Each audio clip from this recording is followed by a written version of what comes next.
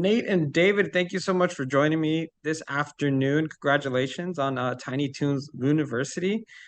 Thank Got you. a chance to watch a couple of the episodes the other day, and man, it was a blast from the past. I gotta tell you that. Mhm. Uh, Nate, why was this the right time to bring back the Tiny Toons? Well, I think just harken back to like classic cartoons. It always is needed. Much like when the original Tiny Toons Adventures came out, the cartoons had gotten a little bit serious, and that show kind of like reawoke fun, bouncy, cartooniness that wasn't around, and it just seemed like the right moment again to do it Yeah, with Tiny Toons University. it's funny you mentioned that because I was looking it up also. I did not like the answer I saw, but the first series premiered September 1990, which puts it at a whopping 33 years ago. Yeah. Uh, and the fact that I remember watching Tiny Toons did not make me feel good. But yeah, it brings this kind of innocence back to animation that we don't have sometimes. As much as I love anime, for example, it's very serious most of the time, and in other shows, just Looney Tunes are just classic. You have characters like Hampton J. Pig and Plucky, who David. I think those are your guys. Tell me a little bit about voicing some of these characters. Hampton is just the greatest, I think. Just his innocence and his anxiety and at Looniversity. Yeah, I mean, I count myself incredibly lucky to be able to dip in two very, very different swimming pools, right? Because Hampton, I mean, he really does have that sweetness and kindness, and he's pretty gentle too. And then you get the flip side. You know what? If Hampton is the pool, Plucky is the hot tub. Because he is a little more in your face, and if you're not ready for him, you might get burned. I just, I really cannot say how fortunate I am, and how fortunate I feel to be able to play.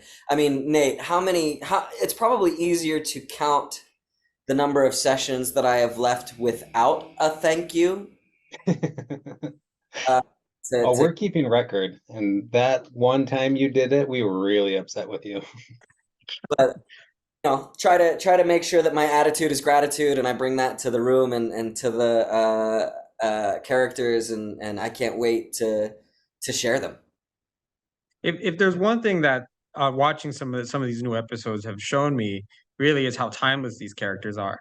I mean, like I said, it was that long ago that I was watching them and playing with the McDonald's toys. I remember, Yeah. and here we are. I'm an adult that many years later, and they're still just as good. The rivalry between uh, Plucky and Buster. Oh yes, yeah. There you go. Wow, you. That's a real blast from the past. Uh, And so when putting together these shows, what were some of the things that you guys wanted to make sure you guys touched upon? Because it's another generation of kids, of course. Things are a whole lot different. That goes without saying, but it seems like you can just pluck them right in, and they're gonna do fine. Yeah, I think that leans into the premise of the show, which was that these are cartoons who are going to Acme Looniversity to earn their Toon degree, which was set up in the original show.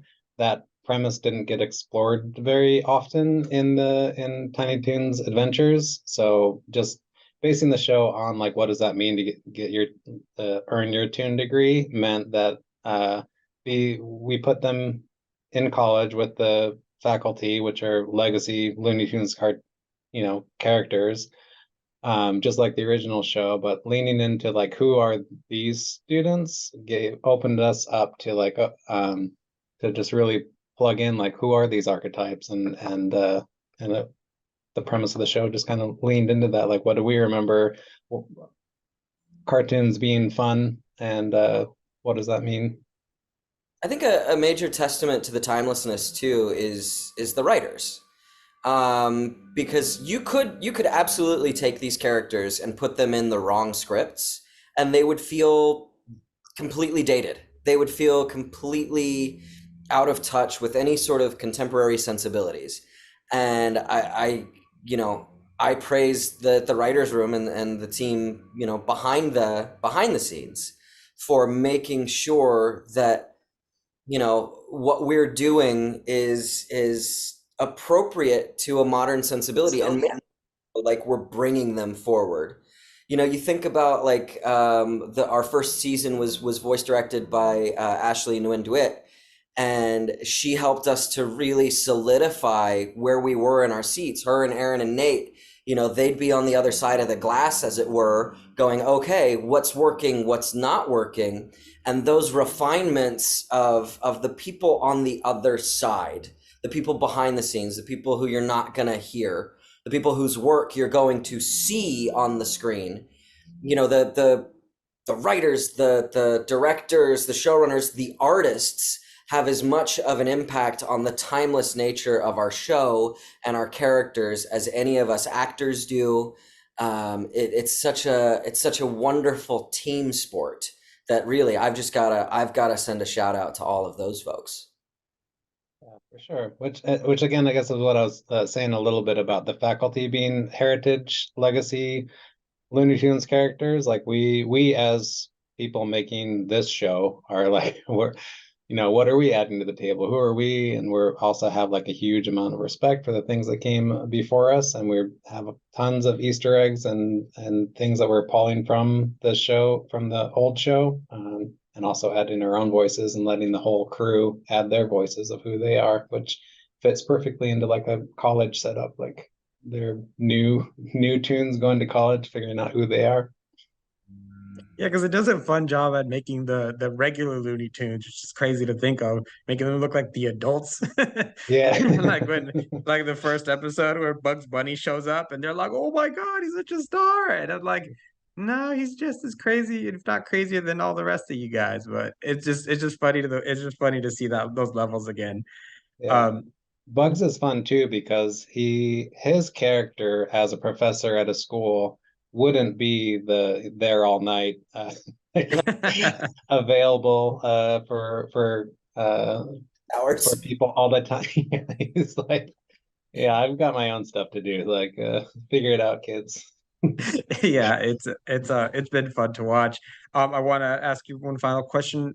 In being able to pick up a foundation that's already there with Tiny Toons, what makes these characters easy to work with, that you can modernize them per se for this new generation, and at the same time still keep the core of who they are?